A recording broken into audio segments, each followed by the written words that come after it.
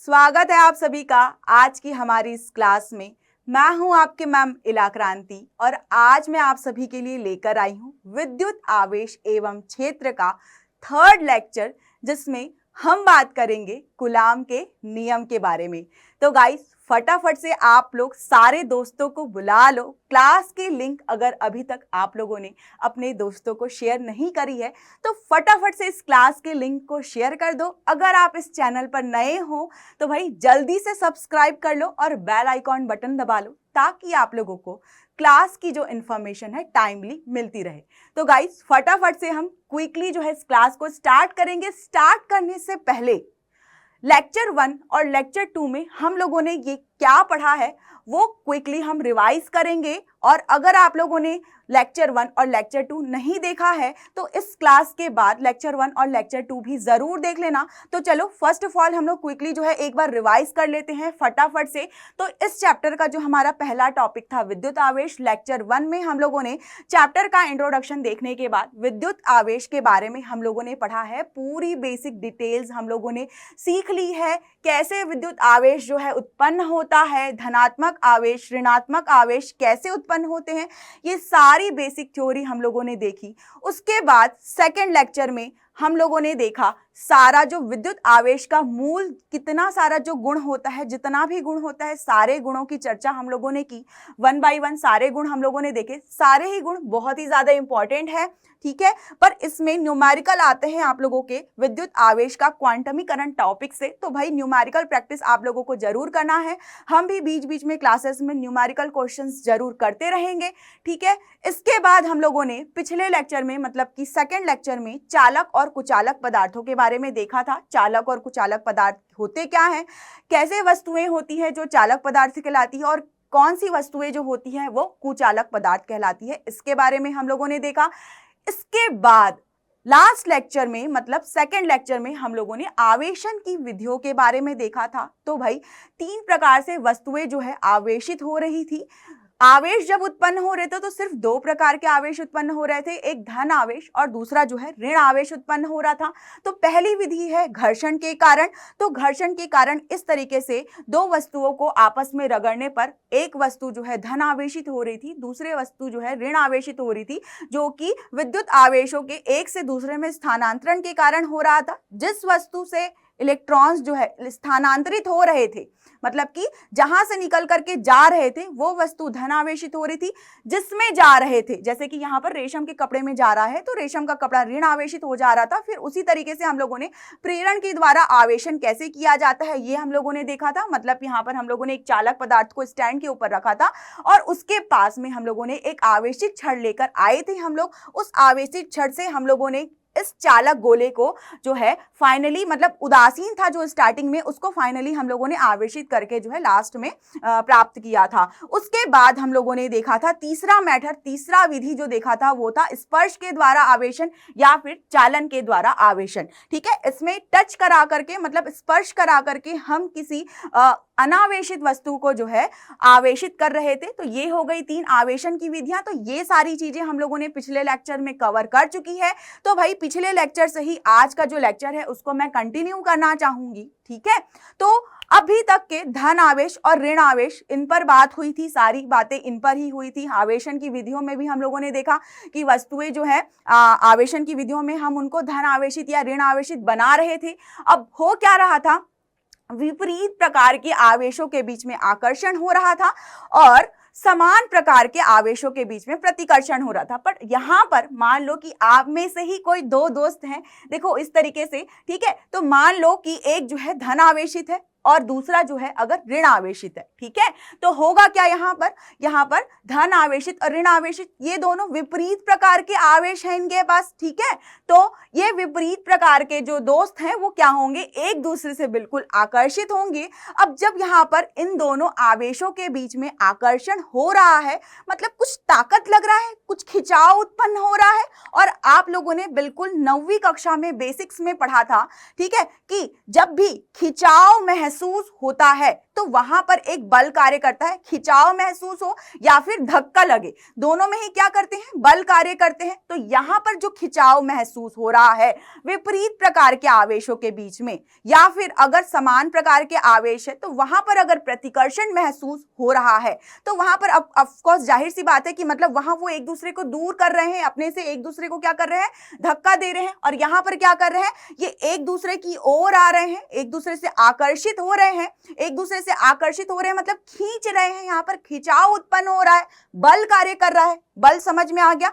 11वीं पूरा पढ़ के आए हो भाई, पूरा बल ही बल था वहां पर, है ना, पूरा बल ही बल था। तो यहां पर का भी बल आप लोगों को समझ में आना चाहिए। पर यहां पर जो बल लग रहे हैं ये छोटे छोटे बिल्कुल बिंदु आवेशों के बीच में लग रहे हैं, ठीक है। तो यहां पर ये जो बल के बारे में हम जो चर्चा करेंगे यही आज का हमारा टॉपिक है, कूलाम का नियम।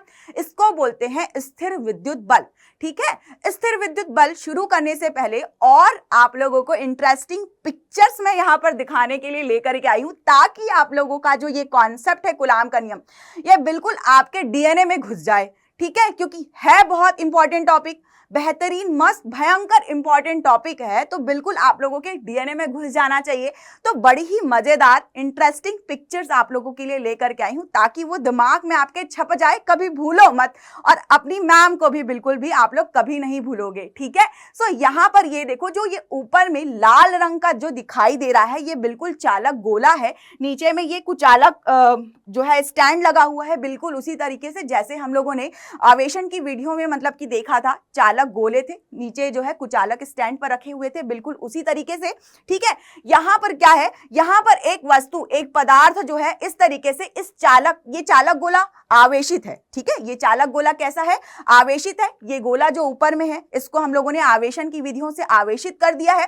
अब क्योंकि ये आवेशित है तो ये इस तरीके से यहां पर जो लोहे के पिंजरे में एक इंसान यहां पर खड़ा हुआ है ना, लोहे के पिंजरे में जो इंसान खड़ा हुआ है, सोचो इसके आवेश की मात्रा इतनी अधिक है कि एक जीते जागते इंसान जो पिंजरे में बंद खड़ा हुआ है यहां पर, उसको भी अपनी ओर आकर्षित कर लिया है। आकर्षण से इतना उसको अपनी तरफ खींच लिया है कि बिल्कुल वो इस चालक गोले से चिपक गया है। क्या हो गया है, चालक गोले से चिपक गया है।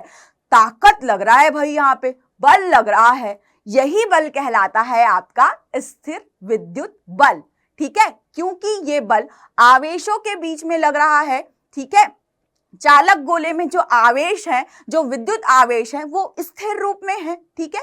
इसीलिए यहां पर जो आकर्षण बल कार्य कर रहा है या फिर जो बल कार्य कर रहा है वो आपका स्थिर विद्युत बल कहलाता है, ठीक है। और इंटरेस्टिंग पिक्चर आप लोगों के लिए मैं यहां पर लेकर आई हूं, देखो क्या है ये, पहचान पा रहे हो? जल्दी से कमेंट्स करके बताओ, जल्दी से कमेंट्स करके बताओ क्या है भाई, कौन सी फोटो है ये, कौन सी फोटो है? वैसे आप लोगों ने 11वीं में बहुत सारे फिजिक्स के कॉन्सेप्ट्स पढ़े हुए हैं, ठीक है, तो कहीं से वो चीजें जो है आपके 12वीं में भी रिलेट करती है, ठीक। यहाँ पर जो स्थिर विद्युत बल आप लोग पढ़ने वाले हो वो भी आपके जो 11वीं का जो कुछ कॉन्सेप्ट है वहां से रिलेट करेगा। अभी बिल्कुल मैं आप लोगों को बताऊंगी, जल्दी से विदिन अ मिनट्स में आप लोगों को एक्सप्लेन करूंगी, पर अभी फिलहाल मैं आपके कमेंट्स का इंतजार कर रही हूँ। फटाफट से बता डालो क्या दिखाई दे रहा है। चलो तो भाई हम भी बता देते हैं आपको, हम डिस्कस कर लेते हैं। यहाँ पर ये जो है गैलेक्सी है, आकाश गंगा जिसको बोलते हैं, ये 2 आकाश गंगाएं हैं, बिल्कुल रियल इमेज है, ये नासा के द्वारा ली गई रियल पिक्चर है, 2 आकाश गंगाओं की पिक्चर है। इन 2 आकाश गंगाओं में जो है आकर्षण बल कार्य कर रहा है, क्योंकि ये बहुत बड़े बड़े पिंड है और 2 बड़े पिंडों के बीच में जब आकर्षण बल कार्य करता है, ठीक है, देखो आकर्षण वहां पर भी हो रहा है, बल वहां पर भी लग रहा है, 2 बड़े बड़े पिंडों के बीच में हमारे अंतरिक्ष में यहां पर बल लग रहा है। पर ये जो आकर्षण बल है वो गुरुत्वाकर्षण बल कहलाता है, जो आप लोगों ने कक्षा 11वीं में ऑलरेडी पढ़ चुका है, ठीक है। अब यहां पर बड़े वस्तु मतलब आप लोगों ने पढ़ा ही होगा, गुरुत्वाकर्षण बल 2 बड़े द्रव्यमानों के बीच में लगता है, 2 बड़े पिंडों के बीच में लगता है, ठीक है। अब यहां पर क्या होता है, जैसे अब ये बिल्कुल उसी तरीके से लग रहा है, दो वस्तुओं के बीच में बल लग रहा है, जैसे कि इसके पहले वाली पिक्चर में मैंने आप लोगों को दिखाया था कि दो विद्युत आवेशों के बीच में बल लग रहा था, पर वहां पर जो बल लग रहा था वो स्थिर विद्युत बल कहला रहा था। ठीक है, तो यहाँ पर दोनों चीजों में डिफरेंस है, यहाँ पर भी बल लग रहा है, आकर्षण बल ही है, वहां पर विद्युत आवेशों के बीच में भी बल लग रहा है, वो भी आकर्षण बल ही है, उसको इलेक्ट्रोस्टैटिक आकर्षण बल बोलते हैं, जिसको मैं स्थिर विद्युत बल के नाम से बता रही हूँ। यहाँ पर जो बल है गुरुत्वाकर्षण बल है, पर इन दोनों में अंतर है, डिफरेंस है, मतलब कि जो हमारा स्थिर विद्युत बल है वो छोटे छोटे दो बिंदु आवेशों के बीच में लगता है, उसके बावजूद वो आकर्षण बल इस गुरुत्वाकर्षण बल के तुलना में, कंपैरिजन में कहीं अधिक होता है स्थिर विद्युत बल का मान। इसको भी हम लोग प्रूफ करेंगे, इसके लिए भी एक क्वेश्चन लेकर के आई हूं, उस क्वेश्चन से हम लोग प्रूफ करेंगे। ठीक है, चलो अभी तक मैंने आप लोगों को कुछ आकर्षण बल के बारे में जो है चीजें बताई है, विद्युत आवेशों के बीच में लगता है, ये भी मैंने आप लोगों को बताया है। पर ये जो पिक्चर आप लोगों को दिखाई दे रही है, ये इमेज जो आप लोगों को दिखाई दे रही है, यहाँ पर कुछ हो रहा है। क्या हो रहा है, क्या आप लोग ऑब्जर्व कर सकते हो? कर सकते हो ऑब्जर्व? कुछ दिखाई दे रहा है क्या? चलो मैं बताती हूं, ये चालक गोले भी, ये जो है, ये यहाँ पे जो गोले दिखाई दे रहे हैं ये चालक गोले हैं, ये भी क्या है, आवेशित गोले हैं। ठीक है, ये भी क्या है, आवेशित गोले हैं। अब हो क्या रहा है, जैसे कि मान लो कि एक चालक गोले को अगर हम लोग इस तरीके से रस्सी से बांध कर क्या कर रहे हैं, इस तरीके से अगर हिला रहे हैं, तो दूसरा आवेशित गोला जो है उसकी तरफ खींचा चला आ रहा है, मतलब कि आकर्षित हो रहा है। पीछे में एक स्केल भी लगी हुई है, आप लोग देख पा रहे हो, स्केल लगी हुई है। तो हो क्या रहा है, जैसे जैसे हम लोग रस्सी से बंधे हुए इस चालक गोले को यूं हिला रहे हैं, धीरे धीरे वो और पास आते जा रही है, आकर्षण बल उसका अधिक होते जा रहा है, बढ़ते जा रहा है। ठीक है, तो आप लोग यहां पर समझ पा रहे हो, देखो इतना करीब आ गया, अब केवल 1 सेंटीमीटर, आधा सेंटीमीटर, अब जब आधा सेंटीमीटर बचा तो और वो जल्दी से खिंच जाएगा। ये बार बार जो इमेज है जो रिपीट हो रही है, ठीक है, आप लोगों के समझाने के लिए, शुरुआत में ये यहाँ पर 1 सेंटीमीटर और 4 सेंटीमीटर, मतलब दोनों के बीच में लगभग 3 सेंटीमीटर की दूरी थी, कम हो गई दूरी, 2 सेंटीमीटर बच गई, अब देखो 1 सेंटीमीटर बच गई दूरी, अब इसके बाद देखो आधी सेंटीमीटर बच गई दूरी, तो मतलब जितनी पास आ रही है उतना अधिक बल कार्य करते जा रहा है। ठीक है, तो इसी बल को हम लोग समझे, इसी बल को जो है कूलाम जी ने, कूलाम जो है साइंटिस्ट का नाम है, तो कूलाम जी ने अपने नियम के द्वारा पूरा सिद्ध कर दिया, पूरा लिखित रूप में हमको सिद्ध कर दिया। क्या सिद्ध कर दिया? अध्ययन किया होगा पहले उन्होंने, ऑफ कोर्स, मतलब कोई भी साइंटिस्ट, कोई भी वैज्ञानिक अगर कुछ भी चीज को सिद्ध करता है तो उसके पीछे उसकी दिन रात की बहुत सारी मेहनत छिपी होती है, बहुत सारे अध्ययन छिपे होते हैं, तब जाकर के फाइनली वो हमको कुछ नियम देते हैं जिसको आज हम पढ़ रहे हैं। ठीक है, तो उनका बहुत बड़ा योगदान है भाई, ध्यान से पढ़ो, मजे करके पढ़ो, इंटरेस्टिंग चीजें हैं। ठीक है, तो उन्होंने नियम क्या दिया यहाँ पर कि यहाँ पर ये जो चालक गोला और ये चालक गोला, इनमें विद्युत आवेश है। विद्युत आवेशों के जो प्रयोग है उनसे ये पता चल रहा है कि दो वस्तुओं में यहाँ पर क्या है, विद्युत आवेश उपस्थित है। ठीक है, तो हो क्या रहा है कि वो एक दूसरे पर बल आरोपित कर रहे हैं। ठीक है, ये इस पर भी बल लगा रहा है और वो इस पर भी बल लगा रहा है। ठीक है, ये इस पर भी बल लगा रहा है, वो इस पर भी बल लगा रहा है। ठीक है, तो यहां पर क्या हो रहा है कि बल का परिमाण प्रत्येक वस्तु पर नेट आवेश, मतलब कि कुल आवेश के अनुपातिक होता है। इसका मतलब ये होता है कि यहां पर ये जो इसके ऊपर बल लगा रहा है और वो जो इसके ऊपर बल लगा रहा है, ध्यान से देखो यहां पर, ध्यान से देखो। ठीक है, ये वाला जो गोला उस गोले के ऊपर जो बल लगा रहा है और वो गोला जो इस गोले के ऊपर बल लगा रहा है। ठीक है, ये बल जो है इन दोनों वस्तुओं के आवेशों के समानुपाती होता है। ध्यान से सुनो, इन दोनों वस्तुओं के आवेशों के समानुपाती होता है। ठीक है, और इनके बीच की दूरी के वर्ग के व्युत्क्रमानुपाती होता है। इनके बीच की दूरी के वर्ग के व्युत्क्रमानुपाती होता है। अब वर्ग के व्युत्क्रमानुपाती का मतलब क्या हो रहा है? आवेशों के समानुपाती होता है, ये तो हम समझ गए। वर्ग के, इनके बीच की दूरी के वर्ग के व्युत्क्रमानुपाती का मतलब ये हो रहा है कि ये जितने ज्यादा पास आते जा रहे हैं, जितने ज्यादा पास आते जा रहे हैं, उतना ही इनके बीच का जो आकर्षण बल है वो बढ़ते जा रहा है। यही आप लोगों का क्या कहलाता है? कूलाम का नियम कहलाता है, जिसको हम लोग स्थिर विद्युत बल या फिर इलेक्ट्रोस्टैटिक बल के नाम से जानते हैं। ठीक है, समझ में आ गया। तो ये सारी चीजें मैंने आप लोगों को इमेज के माध्यम से तो समझा दी। अब फाइनली हम लोग इस चीज को जो है, सारी चीज को अच्छे से जो है बिल्कुल लिखित रूप में, समीकरणों के रूप में जो है समझ लेते हैं। तो भाई ये जो आवेश है, ये वही दो आवेश है, यहां पर आप लोग देख पा रहे हो इस चित्र में कि एक जो है Q1 आवेश है, एक जो है Q2 आवेश है। दोनों ही ऋणात्मक आवेश है, ऋण आवेश है, मतलब कि समान प्रकृति के आवेश है। और जहां पर भी क्या होते हैं, समान प्रकृति के, ये क्या है, समान प्रकार के आवेश।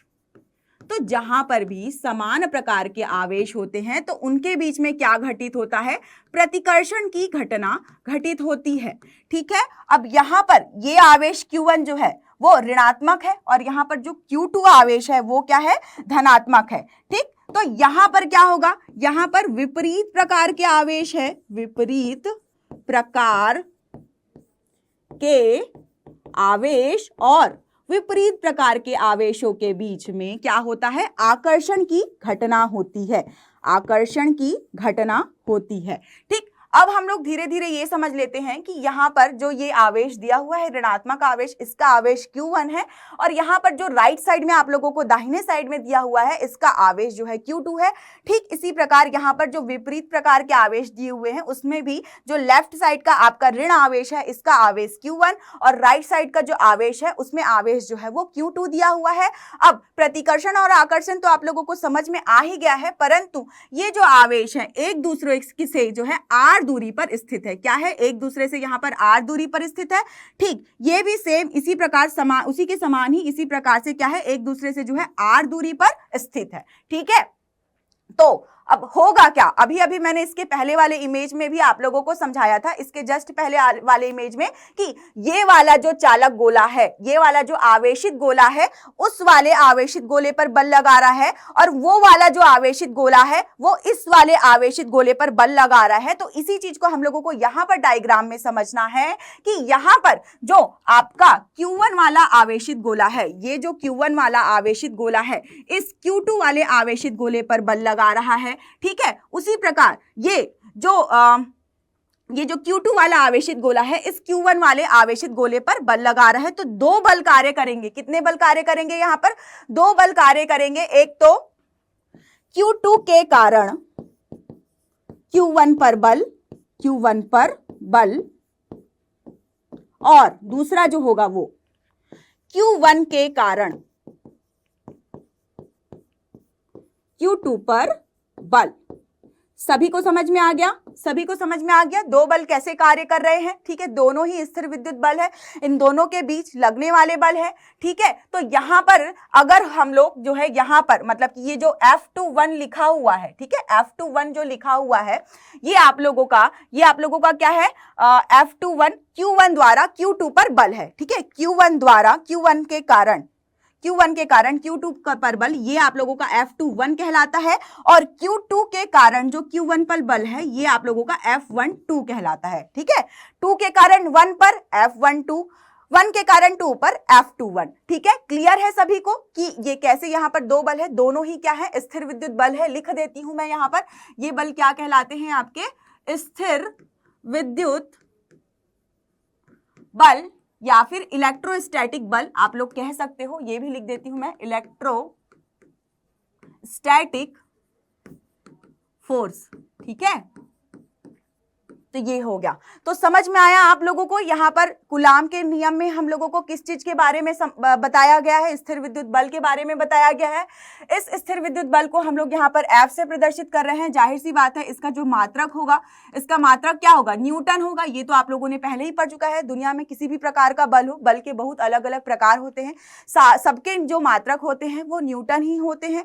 ठीक है, अभी हम लोगों को यहाँ पर ये भी समझ में आ गया है कि दोनों आवेशों के बीच में जो बल लग रहा है Q1 के कारण Q2 पर, Q2 के कारण Q1 पर, ये भी हम लोग समझ गए हैं। अब कूलाम के नियम की परिभाषा से हम लोगों को समझना क्या है कि देखो यहाँ पर मैं डायग्राम आप लोगों के लिए फिर से बना दे रही हूं। ये आप लोगों का हो गया, ये आप लोगों का हो गया क्या, Q1। ठीक है, और यहां पर ये आप लोगों का हो गया Q2। ठीक, अब यहाँ पर Q1 के कारण Q2 पर बल, Q2 के कारण Q1 पर बल। अब यहाँ पर जो स्थिर विद्युत बल है इन दोनों के बीच का बल, ठीक है, कूलाम के नियम से हम लोगों ने ये देखा था कि दोनों ही बिंदु आवेशों के क्या होता है, ये बल जो है वो समानुपाती होता है। तो हम लोग लिख लेते हैं इस प्रकार से, ठीक है। और इनके जो बीच की दूरी है मान लो उसको हम लोग क्या लेते हैं, R लेते हैं। तो यहाँ पर जो स्थिर विद्युत बल है कूलाम के नियमानुसार वो क्या होता है, इनकी बीच की दूरी के वर्ग के व्युत्क्रमानुपाती होता है। तो इस तरीके से हम लोगों को ये दो इक्वेशन तो मिल गए कि समानुपाती होता है और क्या होता है, व्युत्क्रमानुपाती होता है।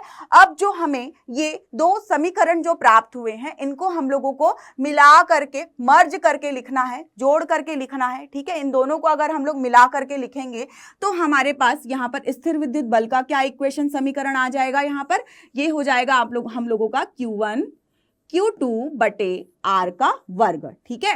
अब हम क्या करेंगे, हम यहाँ पर समानुपाती का चिन्ह अगर हटाएंगे तो हम लोगों को यहाँ पर नियतांक लगाना पड़ेगा, ठीक है। तो हम लोग यहाँ पर नियतांक लेते हैं, यहाँ पर हम नियतांक लेते हैं स्मॉल के, ठीक है। याद रखना ये वाला जो नियतांक है ये आप लोगों का स्मॉल के है, कैपिटल के भी आएगा, उसको हम लोग आगे चल के परावैद्युतांक के नाम से जानेंगे, तो वहां पर बच्चों को कंफ्यूजन होता है। तो प्लीज इस चीज को याद रखना कि यहाँ पर जो नियतांक होगा वो स्मॉल के होगा, स्मॉल के से प्रदर्शित करेंगे और ये हो जाएगा आप लोगों का Q1 Q2 और R का वर्ग, ठीक है। यहाँ पर जो हमारा k का मान है, ठीक है, ये जो हमारा k का मान है, ये जो नियतांक है हमारा, इसको हम लोग 1/4 पाई एप्सिलॉन नॉट से भी प्रदर्शित करते हैं, ठीक है, एप्सिलॉन नॉट से प्रदर्शित करते हैं। और जो इसका मान होता है ये 9 गुणा 10 की घात 9 भी होता है इस नियतांक का मान, क्योंकि यहाँ पर देखो एप्सिलॉन नॉट का भी मान होता है। एप्सिलॉन नॉट का मान भी आप लोगों की जानकारी के लिए लिख देती हूँ, 8.85 गुणा 10 की घात -12। और पाई का मान तो आप लोगों को पता ही है 3.14, ठीक है। तो यहाँ पर इस तरीके से रखने से हम लोगों को 9 गुणा 10 की घात 9 जो है हम लोगों को मिलता है। अगर आप लोगों को मैं इसका मात्रक बताऊं तो इसका मात्रक हम लोगों को मिलता है न्यूटन मीटर का वर्ग बटे कूलाम का वर्ग, ठीक है। ये मात्रक कैसे निकलेगा ये भी मैं बता दूंगी, पर अभी कॉपी में आप लोगों को नोट करना है, लिखना है, तो वहां पर आप लोग लिख सकते हो। बल का मात्रक तो यहाँ पर न्यूटन ही होगा, ठीक है। तो इस प्रकार हम लोग यहाँ पर एक और समीकरण बल का इस प्रकार से लिख सकते हैं, F बराबर 1/4 pi epsilon not Q1 Q2 बटे R का वर्ग, ठीक है। तो ये हमारा फाइनल समीकरण मिल गया हम लोगों को। हमारा जो कूलाम का नियम है स्थिर विद्युत बल जो है उसके लिए हम लोगों को ये फाइनल समीकरण मिल गया, ठीक है। तो यही हमारा क्या है, कूलाम का नियम है जो दो बिंदु आवेशों के बीच में लगता है। पर आप लोगों को यहाँ पर एक पॉइंट नोट कर लेना चाहिए कि ये जो बल है वो क्या लगता है, बिंदु आवेशों के बीच में लगता है। ये जो कूलाम का जो नियम से हम लोगों को स्थिर विद्युत बल मिल रहा है बिंदु आवेशों के बीच में लगता है। ये दोनों आवेश जो है बिल्कुल बिंदु स्वरूप में है, ठीक है। अब यहाँ पर जो हम लोगों ने ये एप्सिलॉन नॉट का जो मान रखा है, ठीक है, एप्सिलॉन नॉट का जो मान हम लोगों ने यहाँ पर रखा है वो निर्वात की विद्युतशीलता कहलाती है। क्या कहलाती है, निर्वात की विद्युतशीलता कहलाती है, निर्वात की विद्युतशीलता,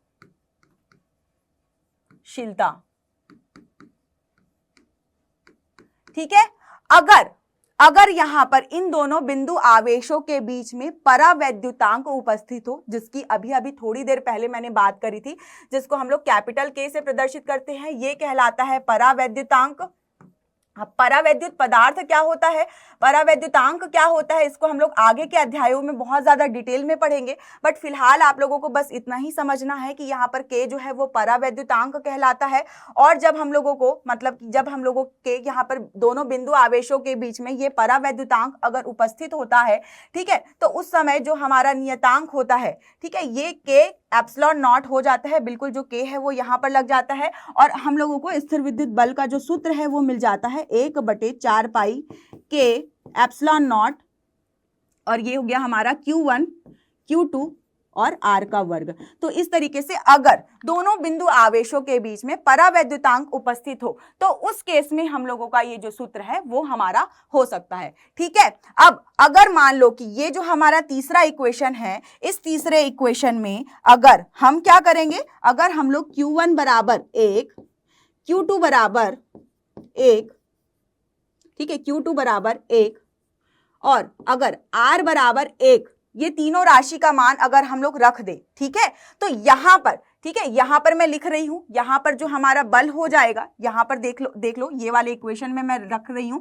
ठीक है, यहाँ पर हम लोगों का जो बल हो जाएगा वो हमारे स्मॉल के बराबर हो जाएगा। और अभी अभी हम लोगों ने यहाँ से देखा है कि जो हमारा स्मॉल के का मान है वो 9 गुणा 10 की घात 9 है, ठीक है, तो यहाँ से हमारा जो स्थिर विद्युत बल का मान है वो 9 गुणा 10 की घात 9 न्यूटन हो सकता है, जब हमारे पास एकांक बिंदु आवेश हो और उनके बीच की दूरी भी, अगर उनकी बीच की दूरी भी हमारी मतलब कि 1 मीटर या 1 मीटर की दूरी पर, अगर 1 सेंटीमीटर या फिर मतलब 1 यूनिट की दूरी पर अगर हो, ठीक है, तो उस केस में हम लोगों को बल का ये मान मिल सकता है। ये हम लोगों ने जितना भी देखा, कूलाम के बारे में देखा, कूलाम के नियम के बारे में, स्थिर विद्युत बल के बारे में देख लिया, ठीक है, तो वैसे हम लोगों ने नॉर्मल तो देख लिया, ठीक है, बट अगर आप लोगों को मैं बताऊं तो आप सभी को याद होगा कि जो हमारा बल होता है वह क्या होती है, एक प्रकार की सदिश राशि होती है। तो हम लोग यहाँ पर लिख लेते हैं कि जो हमारा यहाँ पर स्थिर विद्युत बल है ये भी हमारी कैसी राशि है, सदिश राशि है, ठीक है। और सदिश राशि, जो भी सदिश भौतिक राशि होती है, तो उसके ऊपर इस तरीके से हम लोग एरो का निशान बना करके हम लोग क्या करते हैं, प्रदर्शित करते हैं। तो यहाँ पर जो हमारा स्थिर विद्युत बल है उसमें भी हम लोग इस तरीके से एरो का निशान बना के प्रदर्शित करेंगे, ठीक है। तो ये सूत्र तो हम लोगों ने सामान्य रूप में कूलाम के नियम का जो स्थिर विद्युत बल है उसका सूत्र हम लोगों ने देख लिया, पर हम लोगों को इसके सदिश स्वरूप को भी समझना है। सदिश स्वरूप को समझने से पहले एक रियल एग्जांपल मैं आप लोगों के लिए लेकर के आई हूं। यहाँ पर ये जो है एक रियल एग्जांपल उदाहरण आप लोग यहाँ पर देख सकते हो, ठीक है। अब थोड़ी बहुत केमिस्ट्री तो आपको आती होगी, ऑफकोर्स मेरे से ज्यादा ही आप लोगों को केमिस्ट्री आती होगी क्योंकि मैं तो भाई फिजिक्स की टीचर हूँ। तो यहाँ पर आप लोगों का पानी का जो संरचना है, परमाणु संरचना, वो आप लोगों को दिया गया है, ठीक है। तो पानी के परमाणु संरचना में आप सभी को पता है H2O से हम लोग इसको प्रदर्शित करते हैं, पानी को हम लोग प्रदर्शित करते हैं। यहाँ पर दो हमारे हाइड्रोजन और 2 हाइड्रोजन के आयन और 1 ऑक्सीजन का आयन जैसे कि अगर होता है, ठीक है, तो यहाँ पर इसके आवेश यहाँ पर आप लोगों को दिखाए गए हैं। देखो यहाँ पर ये आवेश दिखाए गए हैं, ये धनात्मक आवेश हो गया हाइड्रोजन का, ये भी क्या हो गया, हाइड्रोजन का धनात्मक आवेश। और यहाँ पर ऑक्सीजन के 2 ऋणात्मक आवेश हैं। क्या है, ऑक्सीजन के 2 ऋणात्मक आवेश है। तो यहाँ पर 1 धनात्मक और 1 ऋणात्मक। उसी तरीके से यहाँ पर भी क्या हो गया, 1 धनात्मक और 1 ऋणात्मक, ये ऋण, ये धन, और ये ऋण और ये धन, ठीक है। तो हो क्या रहा है, इनके बीच में भी आकर्षण हो रहा है, ठीक है। आकर्षण की वजह से, 2 विपरीत प्रकार के आवेशों के बीच में आकर्षण की वजह से ही क्या है, ये बिल्कुल खिंचाव महसूस कर रहे हैं। यहाँ पर क्या कार्य कर रहा है बेटा, यहाँ पर आप लोगों का स्थिर विद्युत बल कार्य कर रहा है। क्या कार्य कर रहा है, स्थिर विद्युत बल, जिसके बारे में आप लोगों ने अभी अभी कूलाम के नियम में पढ़ा है। ये स्थिर विद्युत बल इस तरीके से आप लोगों के मतलब कि 2 बिंदु आवेशों के बीच में कार्य करता है। तो एक छोटा सा बस समझाने के लिए, अंडरस्टैंडिंग पर्पस से आप लोगों के लिए लेकर के आई हूं कि किस तरीके से स्थिर विद्युत आवेश बल कार्य करता है, ठीक है। तो यहाँ पर जो 104 डिग्री है उसके पीछे मत जाना क्योंकि बच्चे सवाल पूछते हैं, इसलिए मैं आप लोगों को पहले ही बता दे रही हूँ कि बस वो एक प्रकार से परमाणु की संरचना है। पर हमारा यहाँ पर जो समझने का मेन उद्देश्य था वो ये था कि रियल पदार्थ में, मतलब रियल चीजों में, वस्तुओं में, जिसके बारे में अभी हम लोगों ने पदार्थ शब्द का इस्तेमाल करके पढ़ा। तो यहाँ पर जैसे कि पानी में कैसे मतलब कि स्थिर विद्युत बल उनके आवेशों के बीच में लग रहा है, ये मैंने आप लोगों को समझाया। चलो अब हम बात करते हैं कूलाम के नियम के सदिश स्वरूप के बारे में। तो जैसे कि मैंने आप लोगों को बताया कि जो हमारा स्थिर विद्युत बल है, बल जो है वो हमारी एक सदिश राशि है। और यहाँ पर कूलाम के नियम का सदिश रूप कैसे होगा इसको हम लोग और डिटेल में गहराई में समझेंगे, ठीक है। तो चलो सबसे पहले तो हम लोग डायग्राम बना लेते हैं। देखो आप लोगों को भी बेटा कॉपी में डायग्राम जो है प्रॉपर अच्छे से बनाना है। जैसे मैं साफ सुथरा एकदम क्लियर डायग्राम बना रही हूँ, ठीक उसी प्रकार से आप लोगों को भी डायग्राम बनाना है और नोट करना है, बिल्कुल ठीक है। तो यहाँ पर मान लो जैसे कि मैं बिल्कुल पहले की तरह ही डायग्राम बना रही हूँ जो इसके पहले हम लोगों ने बनाया था। विपरीत प्रकार के आवेश मैंने लिया है, तो इनके बीच में क्या हो रहा है, आकर्षण बल कार्य कर रहा है। इन दोनों के जो बीच की दूरी है, इस दूरी को मैं ले लेती हूँ r, ठीक है, इस दूरी को मैं ले लेती हूँ r, ठीक है। अब यहाँ पर क्या होगा, देखो अब यहाँ पर क्या होगा, Q1 द्वारा, इस Q1 द्वारा इस Q2 पर जो बल है, Q1 के द्वारा जो Q2 पर जो बल है आपका, ये Q1 के द्वारा जो Q2 पर बल, ये आप लोगों का कहलाएगा F21, F21, ठीक है। और इस Q2 के द्वारा इस Q1 पर बल जो है ये आप लोगों का कहलाएगा F12, ठीक है, मतलब दोनों आवेश एक दूसरे पर बल लगा रहे हैं। इसको समझने के लिए हम एक काम करते हैं। मान लो कि आप में से दो स्टूडेंट्स मैं लेती हूँ, ठीक है। एक का नाम है अंजलि, एक का नाम है सुनैना, ठीक है। तो यहाँ पर पिंक कलर की जो है वो है कौन, अंजलि है ना। और यहाँ पर कौन है, यहाँ पर मान लो कि सुनैना है। अब दोनों जो है मतलब नए नए स्कूल में एंट्री किए हैं, ठीक है, नया नया स्कूल आप लोगों का खुला है। तो जाहिर सी बात है कि मतलब कि अगर आप स्कूल में नए गए हो तो वहां पर आप लोगों को ऑब्जर्व किया जाता है, अरे यार नई लड़की आई है, नया कोई स्टूडेंट आया है, हर कोई उससे दोस्ती करना चाहता है, ठीक है। तो यहाँ पर मान लो कि अंजलि नई स्टूडेंट है, सुनैना जो है पुरानी स्टूडेंट है, ठीक है। तो अंजलि बोल रही है कि यार इससे दोस्ती करनी चाहिए, यार इससे दोस्ती करनी चाहिए। तो वो क्या होगी, इस सुनैना की तरफ जो है अट्रैक्ट होगी कि यार मुझे उससे बात करना चाहिए, मुझे उससे बात करना चाहिए, ठीक है। तो उसी तरीके से सुनैना जो है वो पुरानी स्टूडेंट है, हालांकि उसके बहुत सारे दोस्त होंगे पहले से स्कूल में, पर फिर भी वो नई लड़की है यार, उससे हमको बात करनी चाहिए, उसकी हेल्प करनी चाहिए, मदद करनी चाहिए। इस सोच के साथ मान लो कि सुनैना जो है अंजलि की तरह ही अंजलि से यहाँ पर अट्रैक्ट हो रही है, आकर्षित हो रही है, उससे दोस्ती करना चाहती है, ठीक है। तो क्या हो रहा है, दोनों के बीच ही अट्रैक्शन फोर्स कार्य कर रहा है, आकर्षण बल कार्य कर रहा है। तो सुनैना की तरफ से एक अंजलि पर आकर्षण बल लग रहा है, अंजलि की तरफ से सुनैना पर आकर्षण बल लग रहा है। फाइनली क्या हो जाती है, दोनों के बीच में क्या हो जाती है, दोस्ती हो जाती है, बहुत ही गहरी दोस्ती हो जाती है, पक्के दोस्त बन जाते हैं, ठीक है। तो इस तरीके से एक आवेश दूसरे आवेश पर बल लगाता है, दूसरा आवेश पहले आवेश पर बल लगाता है। पर सदिश रूप में हम लोग इसको कैसे व्यक्त करेंगे, ठीक है। तो यहां पर हम लोगों को इसको सदिश रूप में व्यक्त करने के लिए आप लोगों को याद करना होगा स्थिति सदिश के बारे में, जो आप लोगों ने काइनेमेटिक्स मतलब कि सरल रेखा में गति वाला जो चैप्टर आप लोगों ने पढ़ा था, समतल में गति वाला जो चैप्टर पढ़ा था, तो वहां पर आप लोगों ने इस तरीके से स्थिति सदिश के बारे में पढ़ा होगा, ठीक है। इस तरीके से R1 ये था, एक दूसरा स्थिति सदिश था R2, ये दोनों क्या है, R1 और R2 स्थिति सदिश है। इन दोनों के बीच में विस्थापन सदिश कार्य करता था, जो क्या कहलाता था, R12 कहलाता था, ठीक है। तो इसके बारे में आप लोगों ने कक्षा 11वीं में पढ़ा होगा, याद करो जल्दी से, ध्यान से आप लोगों को उस चीज को याद करना है। ठीक उसी प्रकार यहां पर भी, ठीक है, ठीक उसी प्रकार यहां पर भी स्थिति सदिश जो है वो कार्य करेंगे। अब यहां पर जो स्थिति सदिश है वो कैसे कार्य करेंगे, तो इसको हम लोग यहां पर समझ लेते हैं, ठीक है।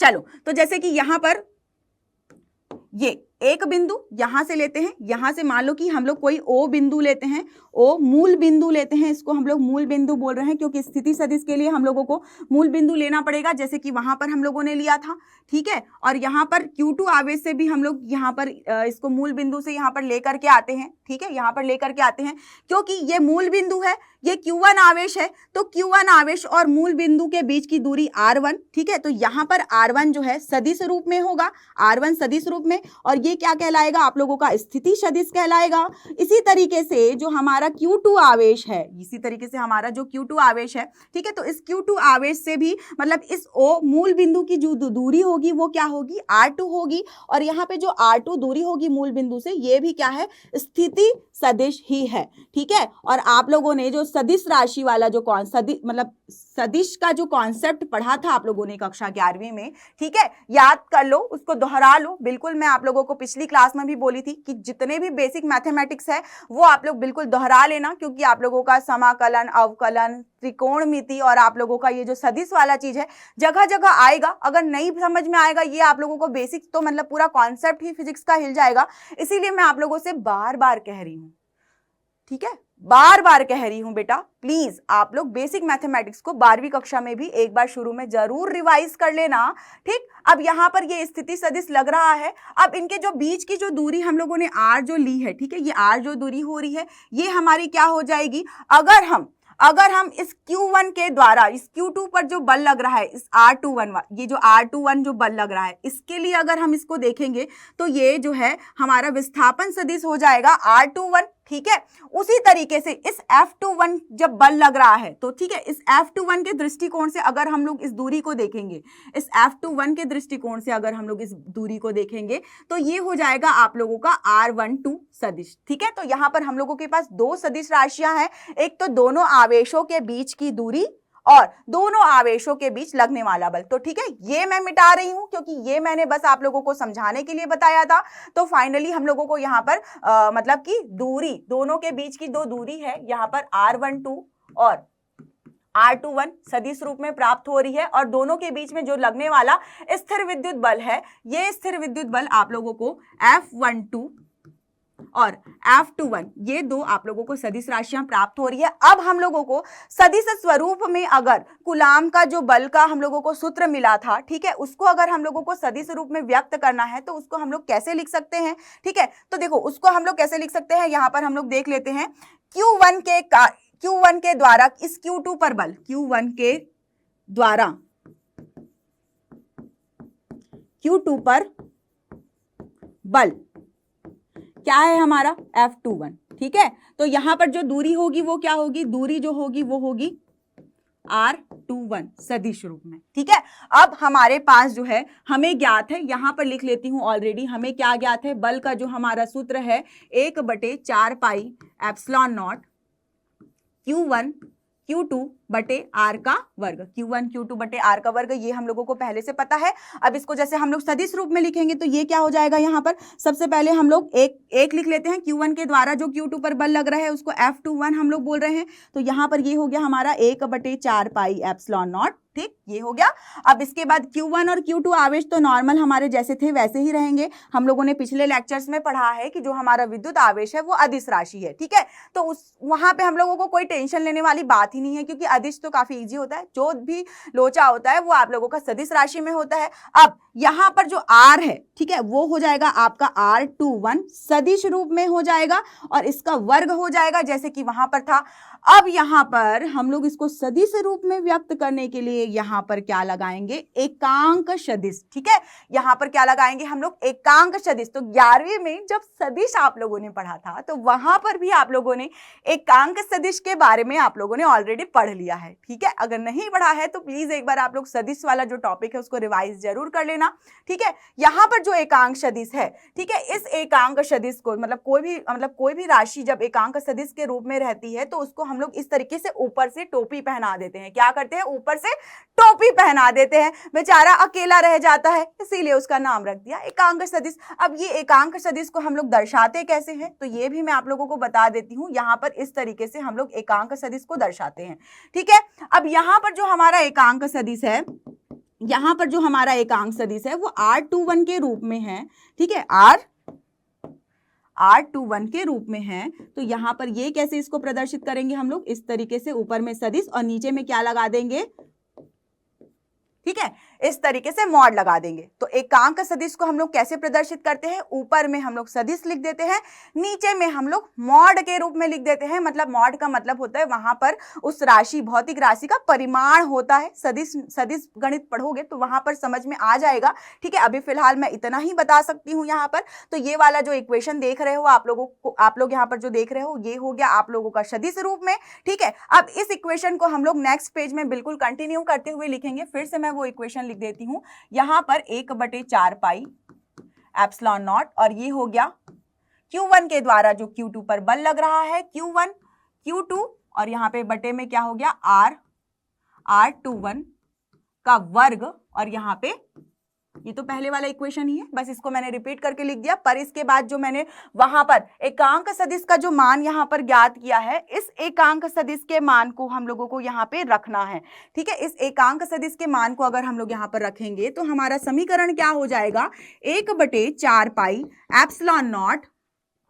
Q1 Q2, ठीक है। अब यहां पे क्या हो जाएगा, R21 सदिश रूप में इसका वर्ग और यहां पर ये जो है इसके जगह में हम लोग लिख देंगे R21 सदिश और नीचे में क्या हो जाएगा यहाँ पर R21 मॉड, ठीक है, मॉड बस हो जाएगा, ठीक है। अब क्या करेंगे, यहाँ पे जो वर्ग है और इसको हम लोग क्या करेंगे, यहाँ पर मल्टीप्लाई कर देंगे, गुणा कर देंगे, ठीक है, ये भी क्योंकि मॉड के ही रूप में है, ठीक। तो यहाँ पर क्या हो जाएगा हम लोगों का जो अगला समीकरण है, अगला समीकरण यहाँ पर हो जाएगा हमारा F21 1/4 pi epsilon not Q1 Q2 बटे ये हो जाएगा हमारा R21 का क्यूब हो जाएगा कि घात 3, ठीक है, घात 2 और घात 1 जुड़ गया, 2 और 1 यहाँ पर घात 3 हो गया और यहाँ पे हम लोग लिख सकते हैं सदिश R21, ठीक है, क्या लिख सकते हैं, सदिश R21, ठीक है।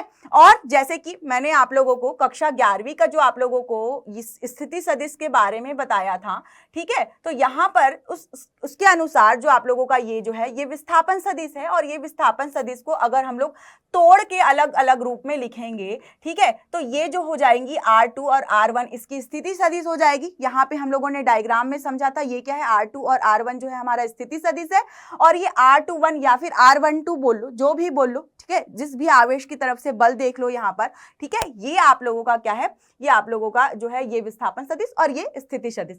अब इस मान को जो है, इस मान को हम लोगों को यहाँ पर इस इक्वेशन में रखना है, ठीक है, कहाँ पर रखना है, इस इक्वेशन में रखना है। तो चलो भाई रख लेते हैं यहाँ पर हम लोग मान को, ठीक है, तो लिख लेते हैं यहाँ पर मान रख करके,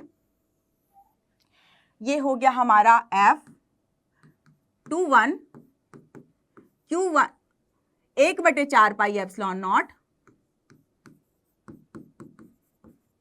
Q1 Q2 बटे यहाँ पे क्या हो जाएगा आप लोगों का R2 माइनस R1, ठीक है, और इस पूरे का हो जाएगा क्यूब, और यहां पर हम लोग लिख सकते हैं सदिश R2 माइनस सदिश R1, ठीक है। तो इस तरीके से हम लोगों ने Q1 के द्वारा जो Q2 पर बल लग रहा है उसको हम लोगों ने सदिश रूप में व्यक्त किया।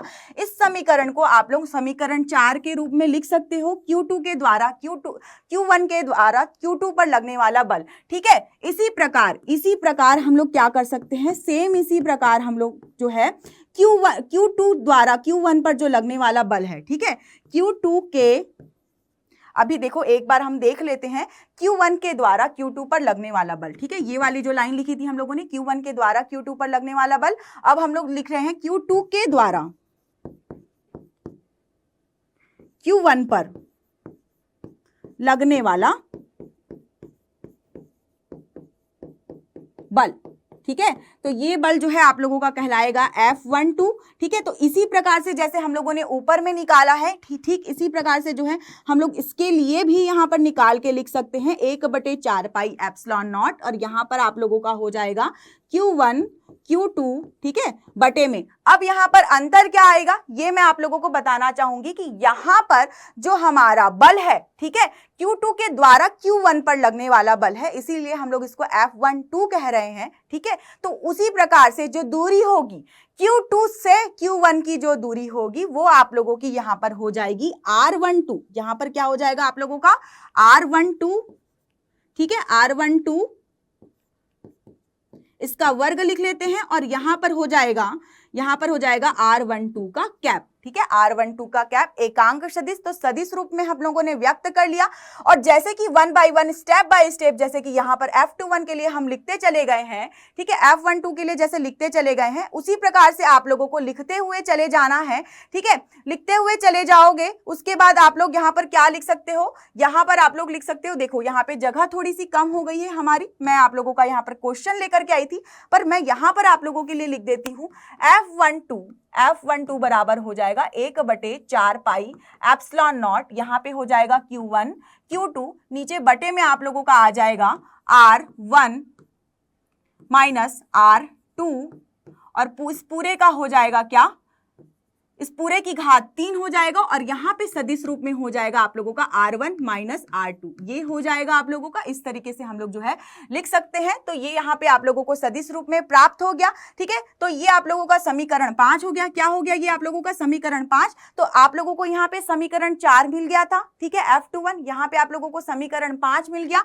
ठीक है। तो इसमें हम लोग दोनों में जो है रिलेशन संबंध देख लेते हैं। समीकरण 4 एवं 5 में संबंध, ठीक है, दोनों ही प्रकार के बलों में संबंध क्या है, तो ये हम लोग देख सकते हैं यहाँ पर कि दोनों ही बल के जो हम लोगों के परिमाण आएंगे, ठीक है, दोनों ही बल के जो हमारे परिमाण आएंगे, ये परिमाण जो है आपस में बराबर होंगे, परंतु एक दूसरे के विपरीत दिशा में होंगे। परिमाण जो है आपस में बराबर होंगे, ठीक है, परंतु इनकी जो दिशा होगी वो एक दूसरे के विपरीत होगी। जैसे कि आप लोग यहाँ पर इस डायग्राम में देख सकते हो, ये देखो एक दूसरे के विपरीत लग रहा है, F21 इधर लग रहा है, F12 उधर लग रहा है, ठीक ठीक है। तो परिमाण में बराबर परंतु दिशा में जो है विपरीत होंगे। इसके पहले वाला जो ये वाला डायग्राम था, यहाँ पर भी हम लोगों ने देखा था, जब हम लोगों ने समान प्रकार के आवेश लेकर के देखे थे तब भी वहां पर भी क्या लग रहा था, यहाँ पर विपरीत दिशा में लग रहा था, परंतु परिमाण अभी हम लोगों ने ज्ञात कर लिया जब हम लोगों ने सदिश रूप में व्यक्त किया। ठीक है, तो ठीक इसी प्रकार से जो इनके बीच की दूरी r12 और r21 जो है, ठीक है, तो उनके बीच में भी क्या हो जाएगा, संबंध निकल कर क्या आएगा। तो यहाँ पर जो r12 दूरी है, ठीक है, वो ठीक इसी प्रकार से क्या होगी, r12 दूरी r21 दूरी के बराबर परंतु क्या होगी, विपरीत दिशा में होगी। तो ये दो रिलेशन आप लोग बिल्कुल नोट डाउन कर सकते हैं। इसको बॉक्स में इस तरीके से लिख देते हो। देखो नोट्स आप लोगों को एकदम प्रॉपर क्लियर बनाना, जैसे कि मैं यहाँ पर आप लोगों के लिए एकदम सुंदर सुंदर लिख रही हूँ, सुंदर अक्षरों में लिख रही हूँ। बिल्कुल आप लोगों के नोट्स भी उसी प्रकार से आपके खुद के हैंड रिटन नोट्स होने चाहिए। बहुत सारे बच्चे मुझे नोट्स के बारे में पूछते हैं, तो उन सबको मैं बताना चाहूंगी कि अपना हैंड रिटन नोट सबसे दुनिया का बेस्ट हैंड रिटन नोट्स होता है।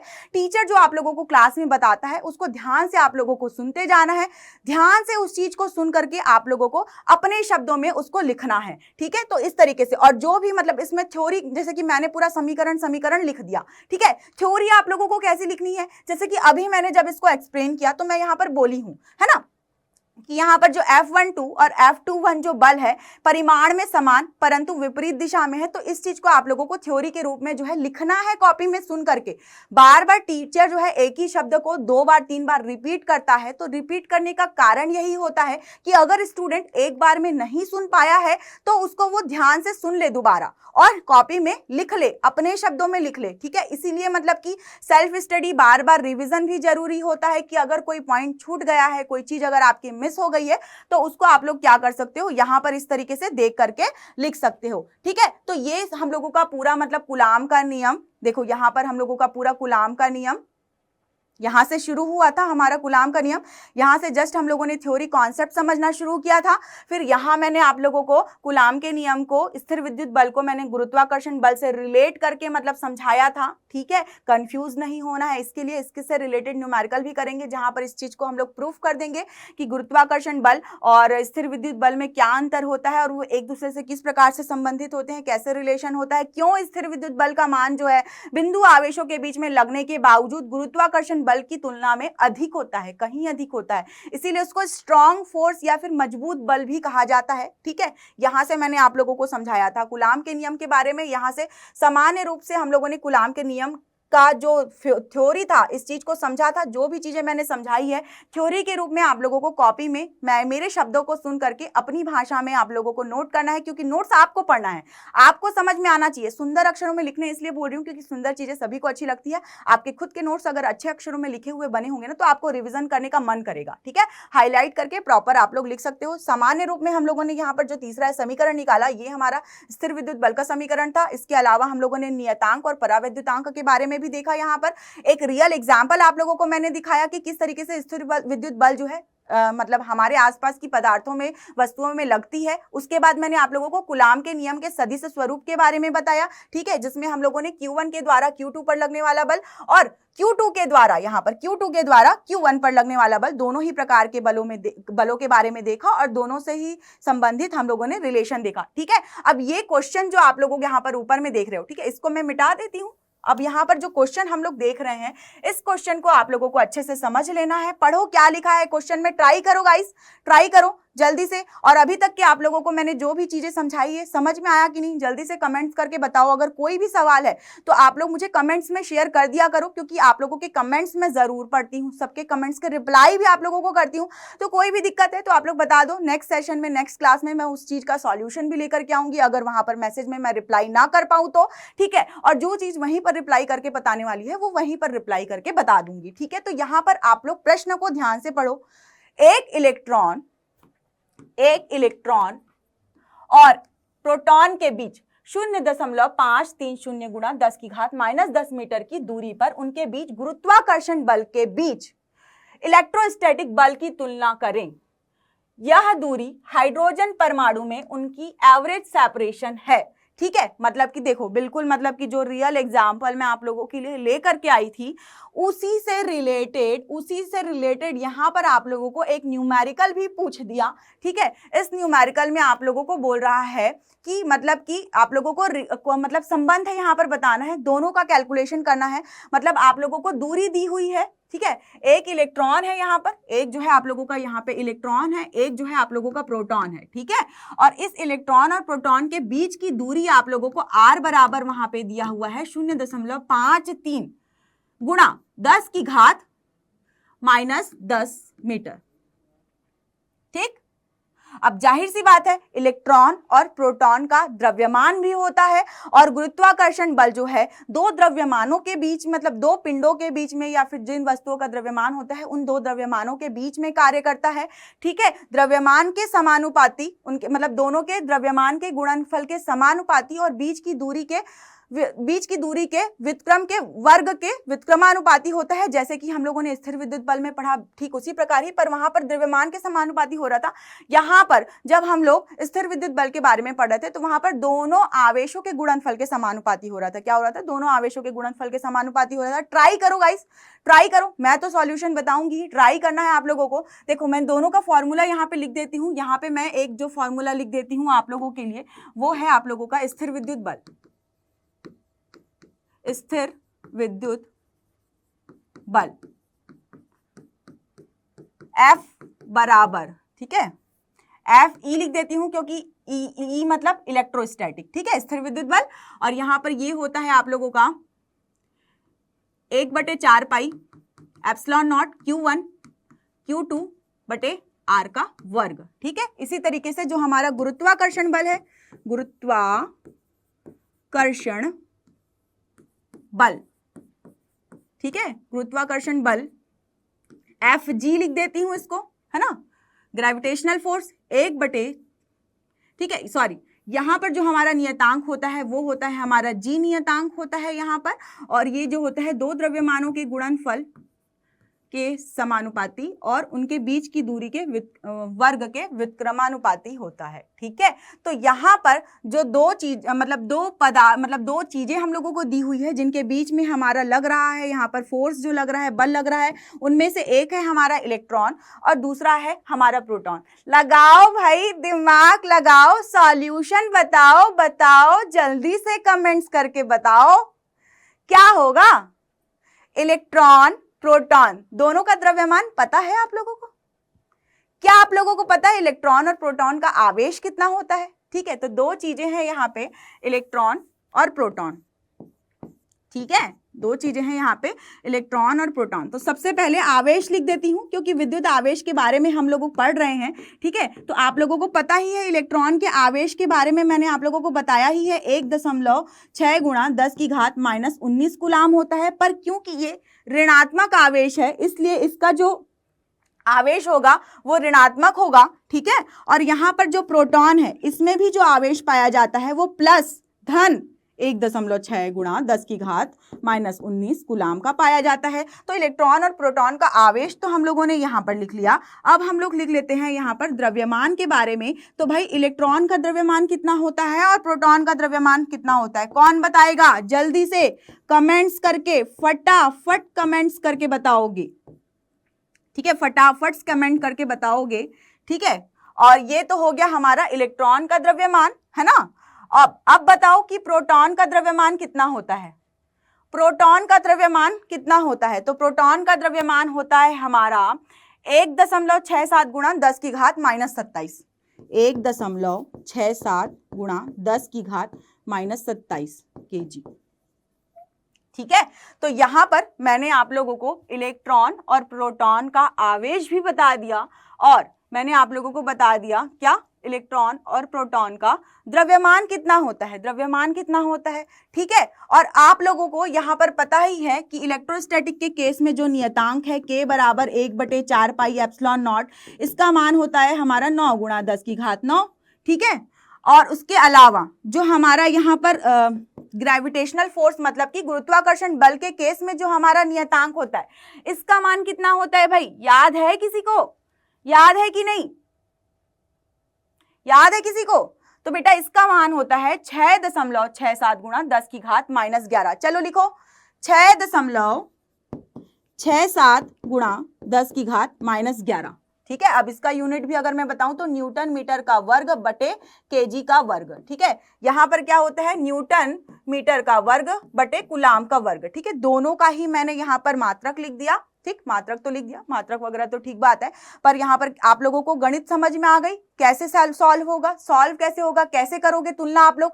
हाइड्रोजन परमाणु के लिए गुरुत्वाकर्षण बल और स्थिर विद्युत बल की तुलना कैसे करोगे। अब कुछ नहीं करना है, इन मानों को यहाँ पर समीकरण में बस रख देना है और आंसर आ जाएगा। ठीक है, तो जैसे कि अगर मान लो कि अगर आप स्थिर विद्युत बल में रखोगे FE में, तो यहाँ पर ये हो जाएगा 9 गुणा 10 की घात 9।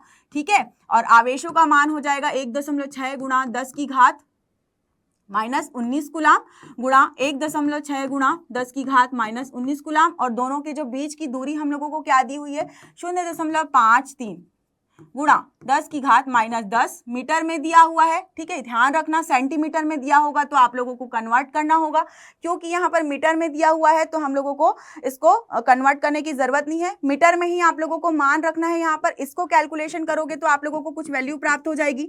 ठीक है, करो कैलकुलेशन फटाफट से। इसी प्रकार से अगर आप लोग यहाँ पर गुरुत्वाकर्षण नियतांक का मान रखोगे 6.67 गुणा 10 की घात -11, फिर उसके बाद दोनों के द्रव्यमान का मान रखोगे 9.11 गुणा 10 की घात -31। ठीक है, और प्रोटॉन का द्रव्यमान 1.67 गुणा कितना होता है 1.67 गुणा 10 की घात -27।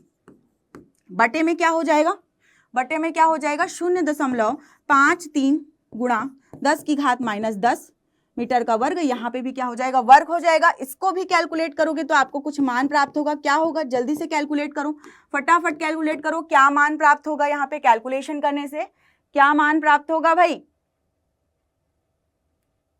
तो बेटा अगर आप लोग यहाँ पर इलेक्ट्रोस्टैटिक फोर्स को कैलकुलेट करोगे तो इसका मान होगा 8.19 गुणा 10 की घात -8। 8.19 गुणा 10 की घात -8 न्यूटन। ठीक है, और ये तो हो गया स्थिर विद्युत बल का मान। ठीक है, अगर आप इसके बाद इस गुरुत्वाकर्षण बल का मान ज्ञात करोगे तो ये हो जाएगा आप लोगों का, ये हो जाएगा आप लोगों का क्या 3.61 गुणा 10 की घात -47 न्यूटन। ठीक है, दोनों बल मिल गए, आ गए परिमाण। अब अगर इनकी तुलना करोगे तो देख लो, तुलना करोगे तो तुलना करने से क्या मिल रहा है आप लोगों को। जाहिर सी बात है, कौन सा बड़ा नंबर है भाई, तुलना करने से आप लोगों को यहाँ पर रिजल्ट मिल रहा है, कंक्लूजन मिल रहा है कि जो आप लोगों का स्थिर विद्युत बल का मान है, ठीक है, वो आप लोगों के गुरुत्वाकर्षण बल के मान से कहीं अधिक है। तो यहाँ पर आप लोगों का ये सिद्ध होता है कि ये मजबूत बल है। ठीक है, और गुरुत्वाकर्षण बल जो है स्थिर विद्युत बल की तुलना में कहीं कमजोर बल होता है। ठीक है, कमजोर बल होता है। तो यहाँ से हम लोगों का प्रूफ हो गया, जो मैंने आप लोगों को दो आकाश गंगाओं के बारे में दिखाया था। ठीक है, तो वो चीज यहाँ पर सिद्ध हो गई। तो बस इतना ही करना था हम लोगों को आज की क्लास में। ठीक है, तो ये जो है, ये जो डायग्राम मैं आप लोगों को दिखा रही हूं, ठीक है, यहाँ पर इस डायग्राम में आप लोगों को कुछ तो भी मतलब दिखाई दे रहा है। बहुत सारे आवेश हैं, इतने सारे आवेश हैं, तो भाई इसके बारे में हम लोग नेक्स्ट क्लास में डिस्कशन करेंगे। पर ये डायग्राम आप लोगों के लिए लेकर के इसलिए आई हूँ, इसके बारे में आप लोगों को सोचना है, थोड़ा दिमाग चलाओ भाई, दिमाग चलाओ। कोई भी अगर सवाल है तो आप लोग कमेंट्स के माध्यम से पूछ सकते हैं। ठीक है, तो कमेंट्स के माध्यम से सभी को जो भी दिक्कत है आप लोगों को शेयर करना है, बिल्कुल शेयर करते जाना है। क्लास की लिंक को ज्यादा से ज्यादा अपने दोस्तों को शेयर करना ही है। जो भी बच्चे क्लास में आए हो, अगर आप लोगों को क्लास अच्छी लगी है तो बिल्कुल आप लोगों को रिस्पॉन्स करना है कि कैसा लगा, मजा आया कि नहीं भाई, आया कि नहीं आया ना, तो जल्दी से लाइक कर दो फटाफट से। ठीक है, चलो तो मिलते हैं हम लोग अगली कक्षा में अगले टॉपिक के साथ। तब तक के लिए बाय बच्चों।